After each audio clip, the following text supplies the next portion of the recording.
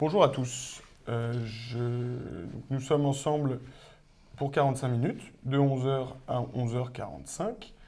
Vous êtes bien au bon endroit. Nous allons tenir ce webinaire qui a pour thème Airbnb, location moyenne durée, location longue durée, tout savoir pour louer en meublé. Je suis Guillaume Catin, je suis la personne qui accompagne les propriétaires sur leur transformation de leurs biens du nu vers le meublé, sur la mise en location de leurs biens. Et je suis accompagné de Jean de Balincourt qui va se présenter et présenter Lokizy rapidement. Bonjour Guillaume, bonjour à tous. Merci de nous rejoindre aussi nombreux et merci d'avoir répondu présent aujourd'hui pour cette information à travers ce webinaire pour tâcher et tenter de répondre au maximum à vos questions ou du moins à certaines interrogations. Donc, je m'appelle Jean de Balincourt, j'ai un peu plus de 19 ans d'expérience dans l'immobilier locatif. Immobilier locatif vendu à des clients privés, des investisseurs privés, dont vous êtes sûrement. Immobilier géré, une longue expérience dans l'immobilier géré, c'est-à-dire les résidences de service que vous connaissez sûrement, ayant remis en question ce schéma il y a quelques années pour aller vers des produits beaucoup plus liquides, beaucoup plus, j'allais dire, plus simples à gérer et pas sous la contrainte d'un bail commercial. Je faisais une parenthèse parce qu'il y a beaucoup de gens qui se reconnaîtront et ce sont des sujets d'intervention que nous connaissons parfaitement. Et donc j'ai créé Lokizy il y a 3 ans. Lokizy s'adresse d'abord et se positionne sur le marché de la mobilité, la mobilité professionnelle, la mobilité personnelle, qui concerne aussi bien des étudiants que des professionnels en mission pour des missions plus ou moins longues, 6 mois, 9 mois, 1 an, 2 ans, seul ou en famille, quels que soient les biens. Et j'ai dit personnel aussi parce qu'il faut savoir qu'il y a plus de 500 000 personnes qui viennent à la retraite chaque année en France et qui changent, j'allais dire, de territoire, qui changent de terroir, qui sont aussi en mobilité. Donc ça concerne tout le monde et tous les jours. Donc c'est la raison d'être et de vivre de Lokizy.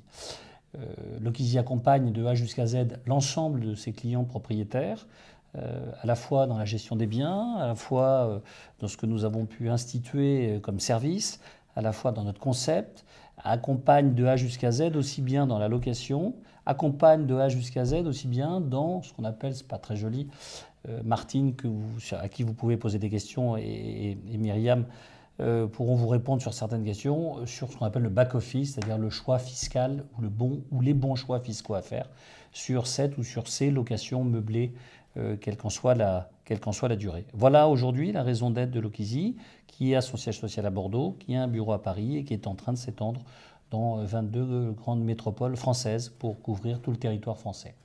Voilà qui nous sommes. Très bien. Vous êtes ici pour avoir des renseignements sur la location meublée, donc rentrons directement dans le vif du sujet. Pourquoi louer en meublé plutôt qu'en nu ? Alors pourquoi louer en meublé plutôt qu'en nu, Guillaume ? D'abord parce que quand on loue en meublé, on loue entre 10, 15 et 25% au-dessus du prix du marché du nu. Bon, alors on parle du nu très peu. Donc ça répond d'abord financièrement, c'est plus intéressant en termes de flux financiers. Ça répond à un marché, ce que je disais tout à l'heure, le marché de la mobilité. Le marché de la mobilité, c'est des gens qui habitent Brest, qui viennent s'installer à Bordeaux, des gens qui habitent Bordeaux, qui vont s'installer à Strasbourg pour 6 mois, pour 1 an, pour 2 ans, dans quelle que soit la visibilité professionnelle qu'ils aient, qu'ils soient seuls ou qu'ils soient en famille. Donc c'est ça le marché de la mobilité, sur toutes les catégories. Oui, c'est ça. On observe qu'il y a une vraie mutation du marché. On est passé vraiment de la location meublée estudiantine avec vraiment le strict nécessaire à une métamorphose de la demande sur des mutations professionnelles, des personnes qui viennent à 4, 5, voire 6 personnes et donc qui ont besoin de biens qui soient adaptés. Alors pour répondre à ce que vous dites, c'est à la fois pas réservé aux étudiants, qui longtemps a été majoritaire. Aujourd'hui, c'est des cadres, des non-cadres, des cadres supérieurs, des cadres intermédiaires, des professions intermédiaires, des professions libérales, des ouvriers spécialisés. Ça correspond également à tout type de biens, puisque vous l'induisez dans ce que vous dites, c'est-à-dire des studios, des T2, des T3, des T4, des maisons, des duplex, des souplex, des villas, peu importe. On a énormément de demandes sur des appartements T3, T4, T5, etc. On rencontre tous les jours la surprise de propriétaires qui nous disent « Ah bon, vous pensez ?» On le rencontre et on le vérifie tous les jours. Exactement. Donc ça, c'est effectivement le marché de la mobilité. Donc c'est répondre à cette mobilité-là, c'est avoir des revenus récurrents élevés. et permettant de pouvoir effectivement entreprendre des rénovations sur ses biens ou sur son bien pour pouvoir le pérenniser, parce qu'un bien immobilier, que ce soit un appartement ou une maison, c'est vrai que c'est toujours de l'entretien, et si on veut l'emmener loin et qu'il vous emmène loin, c'est quand même quelquefois de la maintenance. Oui. Bien sûr, très bien. Et puis, pourquoi louer en meublé? On va le voir ensemble sur des exemples concrets. C'est aussi répondre ou pouvoir être en perspective avec une fiscalité avantageuse, en tout cas qui permet d'avoir des revenus nets intéressants. Très bien. Location, qui dit location meublée, dit différents choix, différents usages de ce bien. Oui. On va avoir la location, le meublé de tourisme et le meublé d'habitation. Donc location, on va dire touristique, c'est la location à la nuitée, à la semaine, alors que le bail d'habitation, c'est vraiment sur des très longues durées. Qu'est-ce que vous pouvez nous en dire ? Ce qu'on peut en dire, c'est qu'il y a deux catégories pour comprendre. La première catégorie, c'est la courte durée. Qu'est-ce que la courte durée? On nous pose la question tous les jours. Avant, il n'y avait pas de normalisation. Aujourd'hui, il y a une normalisation qui a été faite avec les différentes contraintes qui sont apparues, ce que vous avez pu en lire, ce que vous avez pu en voir, ce que vous avez pu en entendre, qui s'est limité la courte durée à 120 jours, 120 nuitées, 120 jours. Donc ça, on détermine, notamment pour sa résidence principale, 120 jours. D'accord ? Donc ça, c'est la location courte durée. Donc c'est la location dont vous parliez. Airbnb ou les autres plateformes de mise en relation qui peuvent exister. Exactement, tous les phénomènes auxquels vous êtes sûrement client, affilié, d'ailleurs pas en exclusivité, mais avec différents fournisseurs, on va dire, de mise en relation. Donc ça, c'est la location courte durée. Et la deuxième catégorie, c'est la location longue durée. Donc qui dit longue durée, ce sont des baux d'1 an, renouvelables autant de fois que l'on veut, d'accord, sans limitation de renouvellement, et sur lesquels le locataire en fait sa résidence principale. Ce qui change beaucoup les choses, on va le voir, à la fois sur les coûts, j'allais dire, à la fois sur la rentabilité, à la fois sur le choix fiscal. Voilà, donc ça, c'est les deux catégories. Et la petite nouveauté? Et alors, une petite nouveauté que certains ont vue, ont lu, et sur lesquelles ils ont également peut-être des questions, c'est ce qu'on appelle le bail mobilité, qui est une évolution de la loi Allure à travers la loi Elan, qui a été adoptée en fin d'année dernière, en novembre 2018, qui est pour nous, chez Lokizy, et de manière peut-être subjective, mais en tout cas assez tranchée dans notre quotidien et dans notre approche de la location meublée longue durée, quelque chose d'assez marginal, et qui d'ailleurs va se marginaliser à notre sens un petit peu plus. Alors ce sont des baux de mobilité limités à 10 mois, non renouvelables pour les mêmes locataires, qui au départ avaient la vertu de pouvoir permettre à des gens qui ont des difficultés de se loger parce qu'ils sont jeunes ou parce qu'ils sont jeunes professionnels ou jeunes démarrant dans la vie, qui avaient des vertus en ce sens-là, et qui a été, entre guillemets, détricoté de sa nature dès le départ, à savoir qu'il est évidemment ouvert à tout le monde. Donc les gens qui ont plus de difficultés ou les jeunes qui démarrent en activité se retrouvent, on va dire, sur les mêmes critères que les autres, sur des locations, donc c'est plus compliqué pour eux. Il y a différents aspects qui nous paraissent pas tout à fait répondre aux critères de départ. Et puis, on va dire, un critère important. Oui, que nous verrons juste après. On va d'abord s'attarder sur les différentes durées de location, de mise en location. Donc, vous parliez de location touristique courte durée, vous avez employé comme mot ? Oui, la location courte durée, puisqu'on va dire schématiquement, c'est 120 jours, donc pour bien comprendre. Ça veut dire quoi ? Ça veut dire si on fait les avantages et les désavantages de la location courte durée, on n'est pas là pour parler que de la location en disant que c'est mal. Bien au contraire, il permet des arbitrages et une flexibilité pour les propriétaires dans des régions qui sont, on dit location de courte durée, touristique ou saisonnière, d'avoir heureusement la qualité d'être dans des régions quelquefois touristiques permettant de louer quelques semaines par an dans les 120 jours pour des tas de raisons financières et autres. Bon, ça c'est tout à fait, évidemment, non seulement c'est ce qui se passe, mais c'est sur les mises en relation des plateformes quelque chose de très important et quelque chose de très représentatif. Alors, les désavantages, ça veut dire qu'on a des revenus qui ne sont pas forcément égaux tous les mois, toute l'année. En fonction de la saisonnalité. Absolument. La conformité, les règles, on pourrait en parler pendant des heures. C'est aujourd'hui des permis de louer dans des villes de plus de 50 000 habitants, voire 200 000 habitants, c'est-à-dire permis de louer par les municipalités. Reporter ce numéro et cette autorisation de louer sur tous les documents, les mandats et les baux. Reporter ça obligatoirement sur les sites de mise en relation, donc avec un compteur qui bloque à 120 jours. C'est des contraintes de courte durée aujourd'hui quand on dépasse des seuils, notamment de 23 000 € de cotisation sociale. C'est ça. C'est des contraintes aujourd'hui pour les propriétaires en termes de surtaxe d'habitation. Alors c'est un grand débat depuis 2015, où les surtaxes d'habitation, plus 50, plus 60%, notamment de surtaxe d'habitation par rapport à cette ou ces résidences secondaires, parce qu'il n'y a pas d'autre appellation. Et puis une logistique récurrente, un investissement personnel sur ce type de bien. Alors souvent un investissement personnel de la part des propriétaires, et s'ils sont à distance, un investissement fait par tout ce qu'on trouve en termes de conciergerie ou smart renting, pour parler d'un terme aujourd'hui à la mode, qui évidemment, entre guillemets, affecte, pour ne pas dire plombe, la rentabilité du bien, puisque quand on met bout à bout ce que ça induit et ce que ça comprend en termes de maintenance, en termes de logistique, en termes d'aller et venue, en termes de remplacement, etc., on se rend compte finalement que la location courte durée, c'est aussi beaucoup de contraintes. C'est sûr. Très bien. Location courte durée, passons à la location longue durée. Alors la location longue durée, on va pas revenir sur tout ce qu'on a dit, mais c'est évidemment des revenus qui sont beaucoup plus réguliers. Donc je prends l'exemple à travers le prisme et l'expérience de Lokézy au quotidien, c'est un locataire à l'année. Alors ça peut être un peu moins, il peut y avoir des gens qui au bout de 9 mois, pour des questions personnelles ou professionnelles, sont mutés ou sont obligés de partir. En tout état de cause, dans nos durées moyennes constatées, et vous le voyez au quotidien, on a plutôt des durées de séjour en moyenne de 14 à 16 mois. Donc ce sont des revenus permanents, récurrents et linéaires sur l'année.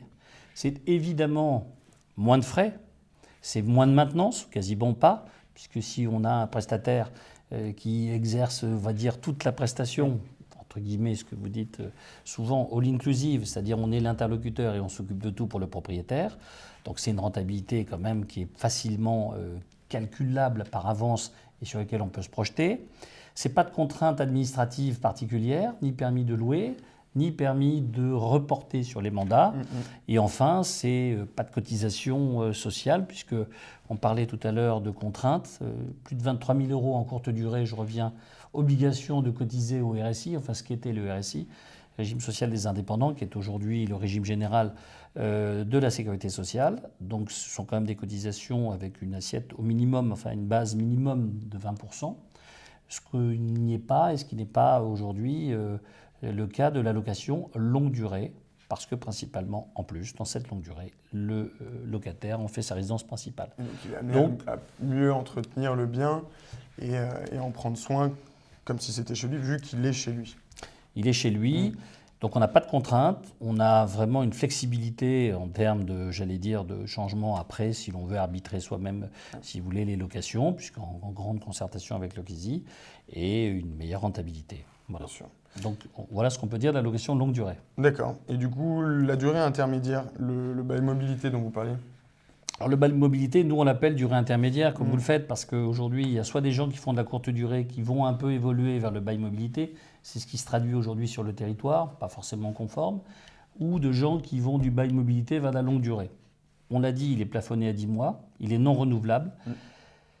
Le grand problème du bail mobilité, pour garantir les intérêts et l'intérêt de nos clients propriétaires, c'est le dispositif Visal qui est mis en place.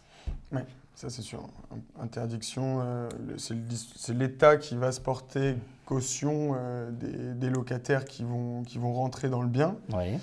Et puis surtout, le gros point noir, c'est l'interdiction de demander tout dépôt de garantie aux locataires. Alors vous dites l'État, en fait ce qu'on appelait le 1% logement qui est devenu Action Logement, donc, a mis en place le dispositif Visal qui seul est requis pour le bail mobilité, parce que je vois des exemples tous les jours, même de professionnels de l'immobilier qui vis-à-vis de leurs clients disent oui mais le bail mobilité on peut avoir une garantie ou une caution. C'est strictement interdit. C'est strictement interdit. Donc ça veut dire qu'il n'y a pas le droit d'avoir de caution, de garantie, de caution mutuelle ou de caution croisée. C'est le seul dispositif Visal. Alors le dispositif Visal, il plafonne les loyers et il plafonne les dégradations éventuelles. Il n'est pas forcément un mauvais dispositif, mais il a la même inertie que tout ce qu'on peut trouver sur le marché en termes de GLI, garantie de loyer impayé, avec la même inertie de recouvrement si jamais il y a des problèmes. Bon, on a fait le choix de ne pas aller vers ce bail mobilité, d'en parler par honnêteté parce que effectivement ça concerne un certain nombre de gens. Vous pouvez avoir d'ailleurs aussi des questions, que ce soit sur la courte, la moyenne ou la longue durée. N'hésitez pas par chat ou après par mail à nous poser ce genre de questions et plus précis sur chaque cas, on y répondra avec joie. Mais voilà pour résumer ce qu'est la courte durée, la longue durée et la moyenne durée.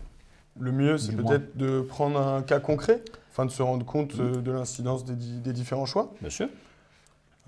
Normalement, c'est censé s'afficher sur votre écran. N'hésitez surtout pas à poser des questions aux personnes qui sont disponibles sur le chat. Elles seront ravies de vous répondre. Et puis, donc là, on a pris du coup les 3 cas qu'on vient d'énoncer. Location touristique avec 40 semaines de location et 35 locataires différents. Une location longue durée, donc avec un seul locataire qui est resté sur 12 mois. Et enfin, le bail mobilité avec un locataire qui est resté pendant 10 mois. Qu'est-ce qu'on constate sur tout ça, Jean? On constate la chose suivante. Alors, on a pris un exemple d'une valeur étalon pour comparer ce qui est comparable d'un T3, un petit T3 de 55 mètres carrés, dans des grandes villes, grandes métropoles, peut être Strasbourg, Bordeaux ou Paris, avec, j'ai dire, un barème loi Allure qui est un peu différent, mais secteur tendu ou très tendu, donc on va se cantonner à ça pour bien illustrer l'exemple. On peut se rendre compte qu'avec 35-40 semaines louées à différentes périodes de l'année, mais enfin 40 semaines, c'est quand même majoritairement à l'année, on a un flux financier de 30 000 euros. Qui est net propriétaire. Qui est un net propriétaire. Donc qui est déduit déjà de toutes les commissions que peut prendre les différentes plateformes type Airbnb. Exactement. 30 000 euros net propriétaire. Donc net propriétaire qui rentre dans la poche. Donc ça, c'est du facial, c'est du nominal. Mais on se rend compte, et on se rend compte tous les jours, et on peut refaire et redémonter le schéma, que cette brute-là, puisque c'est un loyer brut, on va dire, est entamée et consommée par les charges. D'accord ? Donc comme nous disait Guillaume tout à l'heure, 35 entrées, 35 sorties, ou 40 entrées, 40 sorties, c'est 40 ménages, c'est 40 entrées, c'est 40 sorties, c'est 40 pressings, c'est du remplacement, c'est de la maintenance, c'est de la logistique. Et très simplement, pour ne pas, saouler en explication, c'est aussi le propriétaire qui est redevable, puisque des charges de copropriété à 100%, de 100% des abonnements des fluides, ce qu'on appelle des fluides. Alors ça paraît dérisoire, mais pour ceux qui sont propriétaires, ils savent ce que ça veut dire. Eau, gaz, électricité, les entretiens éventuellement du gaz, plus Internet. Donc, quelle que soit la facturation qui est faite, ou du moins le prix affiché ou facturé au locataire en mise en relation par les sites type Airbnb, c'est quand même le propriétaire qui est redevable de toutes ces charges. Donc, in fine, quand on fait le calcul de manière très raisonnable, avec tous les honoraires qu'on inclut, et on n'a pas pris, évidemment, parce qu'il n'apparaît pas les honoraires de Airbnb. Et les cotisations RSI qui vont rentrer, bien évidemment, en ligne de compte. Puisqu'on dépasse les 23 000 euros sur ces 30 000 euros, on a un résultat, comme vous pouvez le voir, de 10 148 euros. Pour 30 000 euros encaissés en net social et fiscal, et on a mis avant impôt parce que ça dépend du choix fiscal, donc on ne peut pas tout mélanger, il nous reste réellement 10 148 euros. Ça, c'est ce qu'on constate tous les jours. Très bien. Et du coup, sur une durée plus longue, avec plus de régularité, le bail d'habitation meublé classique. Alors le bail d'habitation d'1 an, renouvelable autant de fois qu'on veut, permet d'avoir un loyer régulier, mais un loyer du coup mensuel un peu moindre forcément, puisque si on a 35 ou 40, on est à 750 euros sur un 55 mètres carrés par semaine, donc on ne va pas être à 3 000 euros par mois forcément sur un 55 mètres carrés. Sur une grande ville de France, même dans des villes chères. Donc on est plutôt sur du 20 000 euros. Et c'est aujourd'hui les prix qui sont pratiqués, c'est le prix du marché. Et bien sûr, 20 000 euros encaissés sur une location longue durée, on a un locataire, on a une entrée, on a éventuellement une sortie ou pas, on a une fois des frais de mise en location, on n'a pas de maintenance, on n'a pas de logistique, on a des honoraires, notamment de Lokisi, on a pris l'exemple d'honoraires classiques de 10% avec une prestation complète. Pour déléguer la gestion de son bien. Pour déléguer la gestion de son bien, et on se rend compte, in fine, qu'on a un résultat net de plus de 16 000 euros par rapport aux 20 000 euros, j'allais dire, encaissés. Donc, la démonstration, elle est probante, je crois qu'il n'y a pas de... Alors, on peut la refaire sur différentes choses, l'adapter en fonction des patrimoines de chacun, mais grosso modo, voilà aujourd'hui ce qu'est le rapport entre la courte durée et la longue durée, malgré les flux. La durée intermédiaire, du coup, le bail mobilité, qui là se situe entre les deux, et on voit bien que le propriétaire est redevable de la totalité des fluides dans ce cas-là. Oui, alors il est redevable de la totalité des fluides, mais il l'a forfaitisé au départ. Donc c'est pour ça qu'on a majoré un peu le loyer en plus sur la location intermédiaire, le bail mobilité, parce que des étudiants ou des stagiaires qui partent au bout de 10 mois maximum, hein, ça veut dire que ça peut être plusieurs fois en 10 mois, puisque ce n'est pas limité non plus en minimum, évidemment pour des questions pratico-pratiques, reste redevable des consommables, en tout cas souscripteurs des abonnements. Donc ça veut dire concrètement que si au bout de 10 mois, au bout de 6 mois, il faut rechanger les abonnements, ça veut dire frais d'annulation, frais de visite, disponibilité du temps par rapport aux fournisseurs d'énergie. Bon, j'en passe et des meilleurs, on pourrait écrire des livres là-dessus en France sur les fournisseurs. Donc, grosso modo, on a non pas majoré le loyer, mais on a tenu compte d'un forfait charge annuel qui donne un résultat net, j'allais dire, de 12 574. Et là, ça dépend effectivement de la fiscalité, parce que s'il y a eu des coupures entre-temps, éventuellement des gens qui ont pratiqué la courte durée entre les deux pour combler des trous, bon, donc voilà, donc on essaye d'avoir une parenthèse comme ça en disant, bon, ça se rapproche un petit peu plus de la location courte durée en termes de rapport. Ce n'est pas les mêmes contraintes, ça n'a pas forcément les mêmes destinées, ça n'a pas forcément d'ailleurs les mêmes biens, parce qu'il y a des biens qui sont plus adaptés que d'autres en bail mobilité. Voilà. Là, on est surtout parti dans le cas où la personne, dans le cas le plus optimal, où la personne ne dégrade pas l'appartement, on a mis un poste réparation très faible, mais on ne peut en aucun cas, et on le rappelle, utiliser quelques cautions ou dépôts de garantie que ce soit. Ouais. Et donc, c'est une dépense à rentrer en ligne de compte, bien évidemment. Alors, ce que nous n'avons pas dit, Guillaume et moi, et ce que nous disons aussi, nous exprimons au quotidien chez Logizy, c'est qu'en courte durée, le propriétaire, on l'a rapidement dit, est redevable de tout, c'est-à-dire de 100% des charges de copropriété, c'est-à-dire de l'assurance de l'appartement ou du bien, des biens.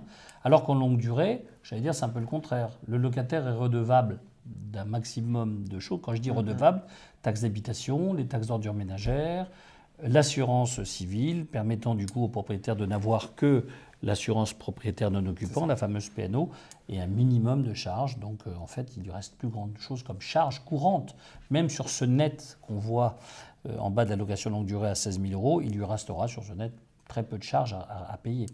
Donc en fait, voilà, je pense que l'exercice est en tout cas démonstratif, mais n'ayez aucune inhibition pour poser des questions et on sera très heureux d'y répondre. Très bien. Donc là, on a vu les différents choix de durée, les différents impacts financiers que ça peut avoir. Là, on est bien sur un résultat avant impôt. Donc penchons-nous directement sur l'aspect fiscal et les différents choix qui s'offrent aux propriétaires. Bien sûr. Et donc, les revenus en location, on a sur la location nue les revenus fonciers. Depuis le 1er janvier 2017, la location meublée doit être déclarée en BIC, en bénéfice industriel et commercial. Qu'en est-il, Jean ? Alors BIC, un bénéfice industriel et commercial, le BIC, alors c'est un peu barbare comme nom, mais c'est l'obligation, comme vous le dites, depuis le 1er janvier 2017. Donc ça veut dire que je fais de la location meublée à titre personnel ou je la fais à travers une structure, on en parlera. De fait, si je ne fais rien, je suis en micro-BIC, c'est-à-dire que j'ai une case complémentaire dans ma 2042, c'est-à-dire dans ma déclaration de revenus à compléter, et automatiquement j'ai l'application, et on va le voir après, d'un abattement. Et puis j'ai l'option de dire, et donc ça, plafonné jusqu'à 70 000 € de loyer, loyer avec charge. Ça ne veut pas dire que je dois absolument passer en micro-BIC jusqu'à 70 000 € de loyer, ça veut dire que de fait, si je ne fais rien, je suis en micro-BIC. C'est une simple case à cocher, c'est la simplicité. Et j'ai tout à fait la possibilité, quel que soit mon montant de loyer annuel sur mon ou sur mes biens, d'opter pour le régime du BIC, régime réel simplifié. Voilà, ce sont les deux. L'option, c'est le BIC, les deux groupes, micro-BIC, BIC, régime réel. Très bien. Prenons un cas concret. Prenons un cas concret. Illustrons cela. Nous avons un couple qui a 40 000 € de salaire annuel, une imposition de 1 714 €. Ils ont un bien qu'ils ont mis à la location meublée qui a une valeur de 353 000 € et ils en tirent des revenus locatifs de 15 000 €. Comparons directement les deux options. Comparons le micro-BIC et le BIC. Donc sur le micro-BIC, les 15 000 € sont du coup abattus, on va dire, de 50%, c'est-à-dire qu'il y a application de l'abattement de 50% de manière automatique. Qui dit application d'un abattement de 50% dit renoncement à tout le reste, si je puis dire. Si vous avez des intérêts d'emprunt à déduire, vous ne les déduisez pas. Non. Si vous avez des taxes foncières à déduire, vous ne les déduisez pas. Si vous avez des travaux exceptionnels à déduire, vous ne les déduisez pas. Vous ne déduisez rien. C'est ça. D'accord ? Vous prenez l'option, enfin vous prenez de fait, il y a l'option de l'abattement. Donc on reste imposable et qu'on soit déficitaire, qu'on soit bénéficiaire, peu importe. 50% d'abattement et ces 50 autres pourcents, donc les 7500, sont imposables à la CSG-RDS, donc qui est à 17,20%, comme vous le savez, et à sa tranche marginale d'imposition, si on est imposé. Mais là, on a pris le cas concret d'un couple qui est imposé, et donc qui est dans une tranche marginale, et donc qui est imposé à hauteur de ce que vous pouvez voir. Oui, dans le cadre du micro-BIC avec 15 000 € de revenus locatifs, Oui. après abattement et application des différents taux, que ce soit la CSG-RDS ou le taux marginal d'imposition, Oui. il nous reste 4 661 € d'imposition. Absolument, ça veut dire qu'aujourd'hui, on considère qu'à minima, le micro-BIC, c'est 31%, 31 à 33%, c'est-à-dire un tiers d'imposition. D'accord. Voilà, ça c'est le micro-BIC. Le micro-BIC. Voilà. Et l'autre option, du coup, qui est le BIC régime réel. Alors on a le BIC régime réel, donc toujours non barbare a priori du BIC. Alors c'est quoi le BIC régime réel? Ça veut dire qu'on crée le BIC, donc on a une qualité de commerçant, donc on est enregistré, on a un numéro de SIRET. Donc bon, Lokizy s'occupe de ça pour nos clients, mais enfin je sais qu'on aura des clients, on aura des questions qui nous disent mais comment fait-on? Est-ce que c'est compliqué? Registre du commerce, etc. Ce qu'il faut retenir, à partir du moment où on est en option BIC régime réel simplifié, là, on déduit tout ce qu'on a à déduire, c'est-à-dire sans limitation de montant et sans limitation de déductibilité. Oui. Donc on a nos 15 000 € de loyer. Sur ces 15 000 € de loyer, on va y déduire tout ce qu'on a à déduire, tout ce que vous voyez dans le tableau. Son assurance P&O, sa taxe foncière, ses différentes charges, ses différents travaux, si on a eu des travaux exceptionnels. Et chose très importante, levier très important, que beaucoup déjà sûrement connaissent, c'est le mécanisme de l'amortissement. Ouais. Comment est-ce que ça marche, l'amortissement? L'amortissement, vous avez tout à l'heure présenté le cas concret d'un couple qui gagne 40 000 € par an, qui a 1 700 € j'allais dire, d'imposition, et qui a un bien qui représente une valeur de 353 000 €. On part de la valeur d'un bien immobilier ou de plusieurs biens, et on optionne le BIC sur la valeur vénale. Qui est la valeur actuelle, c'est la valeur de marché, c'est ça? C'est la valeur de marché au cas où on revendrait le bien, et non pas la valeur où on a acheté le bien quelques années auparavant, où on en a hérité par sa famille ou autre. Donc, on prend la valeur du bien aujourd'hui.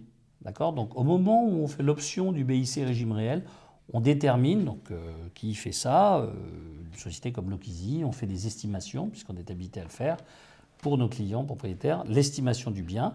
Certains biens, évidemment, on n'amortit pas le terrain, on n'amortit pas le foncier, donc on retire un pourcentage, voilà. Ça peut être 5%, ça peut être 10%, ça peut être 15%, en fonction de l'endroit où est localisé le bien. Et à partir de là, on applique l'amortissement. D'accord. Donc l'amortissement sur sa valeur immobilière, en France, on amortit entre 20 et 35 ans. Donc ça veut dire qu'on fait une tranche par tranche linéaire, c'est-à-dire les mêmes tranches, soit 20 ans, soit 25 ans, soit 30 ans, plus. Et cette valeur d'amortissement, c'est une charge comptable. Elle se transforme, si je puis dire, en charge comptable. Donc charge comptable de l'amortissement plus tous les frais qu'on a déduits. On arrive à un résultat comptable qui est négatif et donc un résultat qui est égal à 0. Qu'en est-il? Du coup, pas de contribution sociale, pas d'impôt sur le revenu. Alors, on arrive à un résultat comptable négatif, que vous venez de dire. Les plus et les moins fait qu'on est à moins ce que vous voyez, plus de 6 000 €. Mais surtout, on s'arrête au niveau fiscal à 0. Donc, on a un résultat fiscal à 0. À partir du moment où on a un résultat fiscal à 0, on soumet ce 0 € de résultat fiscal aux contributions sociales à 17,20%, ce qui nous fait 0. Et on le soumet également à sa tranche marginale d'imposition, qui fait également 0. Vous savez ce que fait 0 plus 0. Voilà pour le résultat fiscal. D'accord. Et là, vous prenez, dans l'exemple, on prend 30 ans. C'est quelque chose qu'on prend un petit peu au hasard? J'imagine que non. C'est pas pris au hasard. En général, d'abord, on estime la valeur du bien immobilier et ensuite, on va la mettre en perspective par rapport au loyer, c'est-à-dire par rapport aux revenus qui vont être générés. tenant compte éventuellement des indices de réindexation ou de réévaluation. Bon, là, aujourd'hui, on a une inflation très faible, mais si on se projette sur 5 ans, sur 10 ans, donc c'est des choses auxquelles il faut tenir. Donc, ce n'est pas la peine de prendre des valeurs d'amortissement trop courtes. De toute manière, on ne peut pas le faire à moins de 20 ans pour pouvoir reporter après, et on va venir sur le traitement du résultat comptable.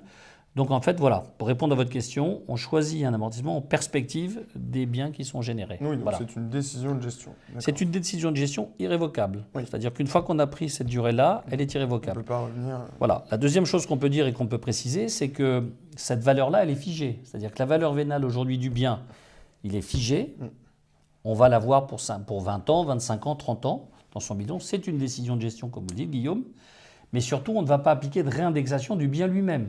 On nous pose souvent la question en disant mon bien aujourd'hui vaut 500 000 euros, mais dans 10 ans, il en vaudra le double parce que je suis sur un indice foncière ou sur un secteur tendu. Oui, mais on restera toujours à 500 000 euros. On ne peut pas avoir toujours. Voilà. Donc ça, c'est important. On ne peut pas gagner sur tous les tableaux. Pas gagner sur le tableau. Mais vous voyez, en tout cas, j'espère que vous comprenez, pour beaucoup d'entre vous, je le pense, le mécanisme puissant que représente l'amortissement immobilier. J'imagine que ça a dû éveiller certaines questions chez nos auditeurs. N'hésitez pas, je le répète, n'hésitez pas à contacter et à rentrer en contact via le chat avec soit Myriam, soit Martine, qui sauront répondre aux premières questions que vous pouvez avoir. Et on sera heureux dans un deuxième temps d'y répondre en direct. Auditeurs et spectateurs. Alors, il y a une question qui est restée en suspens. Vous avez parlé de résultat comptable. Donc, on voit que dans le résultat comptable, il y a un résultat déficitaire. Oui. Ce déficit, comment on va le traiter ? On va le traiter, on va le reporter. Et il sera reportable ad vitam aeternam. Donc, en fait, il n'est pas perdu. Avec ce déficit, on ne va pas créer de déficit supplémentaire et qui va venir, par exemple, s'impacter sur les revenus globaux du foyer fiscal. On va les reporter et ils vont être déduits chaque année des revenus de même nature, c'est-à-dire de la location meublée. Donc, jusqu'à épuisement des amortissements, épuisement des déficits, on va pouvoir, comme ça, avoir un résultat fiscal à zéro le plus longtemps possible, c'est-à-dire en 20 ans, 25 ans. Voilà le principe, à la fois du résultat fiscal et à la fois du résultat comptable. Très bien. C'est un dispositif qui est assez fort et qui est assez puissant. Donc, pour résumer, je passe de la courte durée à la longue durée. Oui. Je fais le choix du BIC régime réel. Je déduis du coup toutes les charges d'activité et d'amortissement. Ça peut paraître magique comme ça. J'imagine qu'il y a quelque chose à faire, des obligations. Alors des contraintes, la contrainte qu'il y a, c'est d'avoir une comptabilité, de tenir une vraie comptabilité. Alors, c'est pas magique, bien sûr, mais c'est surtout très rigoureux. Donc il faut. Alors il y a beaucoup de gens qui ont fait déjà une comptabilité à titre personnel, souvent sommaire, même très poussée, mais qui reste ce qu'on appelle une comptabilité sommaire sur un tableau Excel. C'est pas ce genre de comptabilité-là qu'il faut faire. On est bien d'accord. C'est les obligations d'un expert comptable qui, évidemment, va émettre une liasse fiscale, ce qu'on appelle une liasse 2031, et faire toutes les obligations, donc comptables, fiscales et déclaratives, par rapport à cette création d'activité, puisqu'on est en activité. Donc c'est une activité commerciale qui est tout à fait, qu'on l'on fait à titre personne physique ou en société, type SARL de famille. Là aussi, on peut avoir des questions, puisqu'on n'en a pas parlé, mais beaucoup de gens nous posent la question, est-ce que je peux faire en SCI ? La SCI, c'est une société civile, comme son nom l'indique, avec un objet civil. Le BIC, c'est un objet commercial. On peut avoir une ECI à l'IR, à l'impôt sur le revenu, qu'à ce moment-là, nous transformons en SARL de famille. Je ferme la parenthèse, je ne veux pas perdre nos spectateurs, mais c'est ce genre de questions auxquelles nous répondons et que nous pratiquons tous les jours. C'est ça, chaque cas est particulier. Et du coup, Lokizy est capable de répondre à ces demandes particulières. Lokizy est un cabinet d'expertise comptable ? Alors non, Lokizy est une société immobilière, d'accord, qui met la location, la gestion, les obligations légales qui sont attachées à cette activité-là. Et on va le voir un peu plus. Dans les métiers de Lokizy, nous avons un département, notre propre département d'expertise comptable, qui est un cabinet d'expertise comptable et qui répond à toutes les problématiques fiscales immobilières. Donc reprenons les différents métiers de Lokizy. Quels sont-ils ? Alors Lokizy, comme vous le voyez à l'écran, c'est un petit écosystème. Lokizy, c'est déjà toutes les demandes que l'on peut avoir sur de la transaction, c'est-à-dire conseiller les supports. Les supports, ce n'est pas un très joli mot, mais les biens, la taille de biens, la volumétrie de biens, la localisation des biens pour pratiquer de la location et notamment de la location meublée. Ou éventuellement de la revente, puisqu'on a beaucoup de nos clients qui aussi arbitrent leur patrimoine en revendant et en faisant, on va dire, ce qu'ils souhaitent faire et se projeter pour eux ou pour leurs descendants. Donc le travail en amont d'acquisition d'un bien à fort potentiel locatif. C'est des demandes que l'on traite tous les jours. D'accord, très bien. Le métier de l'OCISI, c'est aussi du coup conseiller les propriétaires qui soit veulent transformer, comme vous le disiez tout à l'heure, du nu en meublé, ou veulent réadapter, upgrader leur location meublée de courte en longue durée, en s'appuyant à la fois sur un certain nombre d'obligations légales et à la fois nous demander par notre expérience de les conseiller. Et quelquefois, nous avons la mise en œuvre des commandes, si vous voulez, des biens, la mise en œuvre de l'ameublement et de la fourniture de ces appartements ou de ces biens. Vous parlez d'obligations, on parle bien là du décret de la loi Allure qui institutionnalise ce qu'est un meublé et les différents critères qui doivent rentrer en ligne de compte. L'OCISI le fait pour le compte de propriétaire et on va plus loin. Alors on essaie chaque fois d'aller plus loin puisque, comme vous le dites, le décret du 31 juillet 2015 a rendu décret d'application qui détermine ce qui est éligible ou ce qui rend éligible un bien en meublé, donc qui est assez fondamental et assez basique. Et effectivement, pour être dans l'air du temps et de manière très contemporaine, répondre à la demande des biens que nous mettons en location, d'ailleurs les gens le verront ou le voient régulièrement sur notre site, évidemment on upgrade par rapport au décret et on les conseille dans ce sens-là, bien sûr. Très bien. Et donc une fois que le bien est meublé, l'OCISI s'en occupe. Alors une fois que le bien est meublé, même s'il s'en est déjà occupé, il s'en occupe, c'est-à-dire il le met en location. Ça veut dire qu'il a entrepris dans son métier déjà aussi bien avec des entreprises en direct qu'avec des demandes de particuliers, diffuses ou non diffuses, la mise en location, travaux de recherche des locataires, dossiers, mandats, baux, quoi dire d'autre, inventaire, voilà. Toutes les missions quotidiennes de rentrée du locataire. Exactement. Et donc, sous la responsabilité de l'OCISI, la mise en location des biens de nos clients propriétaires. Très bien. Donc, une fois que le locataire est en place, l'OCISI accompagne aussi le propriétaire sur la gestion du séjour du locataire. Alors évidemment, donc toute la durée de ce qu'on disait tout à l'heure pour une gestion la plus sereine qui soit, évidemment, la location, donc l'interlocuteur unique, l'OCISI avec le ou avec les locataires. Donc ça veut dire aussi encaisser les loyers, ça veut dire reverser les loyers et veiller, il a aussi à préserver les intérêts de nos clients propriétaires. Oui, une gestion all inclusive où l'OCISI est l'unique interlocuteur et se charge pour le compte de propriétaires qui peuvent faire soit le tour du monde, soit être à l'étranger, s'occuper de A à Z de tout ça. Ah, oui, soit même être sur place ou habiter très loin ou effectivement avoir tout ce type de préoccupations. Très bien. Et donc enfin la mission dont nous parlions plus tôt, l'expertise comptable. On accompagne tous nos clients propriétaires. D'ailleurs, ils ne sont pas forcément clients de la gestion. Ils peuvent être clients propriétaires en refaisant les services de l'OCISI. On a un département qui s'appelle Locatom, qui est notre cabinet d'expertise comptable, pour remplir toutes les obligations comptables, fiscales, déclaratives, aider, arbitrer sur les choix et sur les bons aspects de cette fiscalité-là. Très bien. Donc l'OCISI, l'écosystème l'OCISI, c'est un service clé en main. Sur différents points, mais c'est un service à la carte. C'est un service à la carte parce que chaque cas est différent et chaque propriétaire est différent. Oui, c'est ça. Absolument. On peut travailler avec l'OCISI sur n'importe quel point. Aussi bien le back-office que la gestion et répondre à toutes les questions, aussi bien fiscales que concernant les biens eux-mêmes immobiliers. Très bien. Je pense qu'on a été assez complet. Je vous remercie de votre attention. Nous avons essayé d'être concis, bref. Pas facile. Et nous serons bien évidemment heureux de répondre à la totalité de vos questions dans un deuxième temps, que ce soit pour faire des simulations de vos situations patrimoniales particulières, que ce soit pour faire des audits, pour vous accompagner dans les différents choix. Je vois en live qu'on a des questions, beaucoup de questions de nos auditeurs sur les plus-values.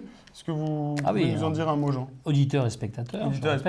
Les plus-values, oui. Alors les plus-values, comment on traite les plus-values ? Très simplement, location meublée longue durée, les plus-values, c'est la plus-value du particulier. Que ce soit en personne physique ou que ce soit en SARL de famille, en location meublée, on est dans des plus-values des particuliers. D'accord. Cas très particulier des loueurs meublés professionnels, puisqu'on a les loueurs meublés non professionnels ou professionnels, selon les seuils, selon un certain nombre de catégories, selon le fait qu'on ait des revenus d'activité ou pas, qu'ils soient majoritaires ou pas, mais traitement des plus-values, ce qu'il faut retenir sur la location communément des particuliers.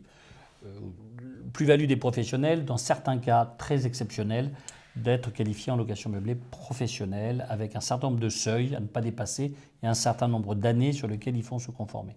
Mais on pourra y répondre là aussi au cas par cas. Très bien. Je pense que nous avons fait le tour du sujet. Oui, alors n'hésitez pas, oui.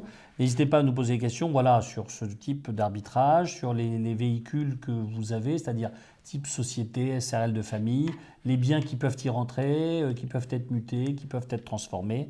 Nous serons vraiment très heureux d'y répondre, bien sûr. Vous recevrez un lien qui reprend cette vidéo dans son intégralité à la suite de ce webinaire. Nous répétons, mais nous sommes capables de faire des audits et des simulations personnalisées pour chaque cas, que ce soit du propriétaire d'un simple appartement jusqu'au multipropriétaire. Surtout pour les gens qui ont assisté au webinaire, on sera très heureux de le faire et de manière Ils gracieuse. sont privilégiés. Ils sont privilégiés et surtout de manière gracieuse, c'est important parce qu'on nous pose aussi la question. Bien sûr, c'est ça. Et donc vous recevrez le lien du webinaire dans un deuxième temps pour que vous puissiez approfondir vos connaissances sur le sujet. Nous espérons n'avoir pas été trop long et nous allons vous laisser pour le déjeuner. Peut-être besoin de préciser où est-ce que Lokizy est capable d'intervenir? Donc je disais tout à l'heure, est capable d'intervenir dans toute la France. Sur toute la France. Sur toute la France. Très bien. Donc une jeune entreprise en plein développement. Et nous n'avons plus qu'à vous souhaiter un excellent déjeuner. Je vous remercie de votre participation, Jean. Merci Guillaume, merci à tous les auditeurs et spectateurs. Et j'espère et nous espérons à très bientôt. Merci et excellente journée. Très bonne journée.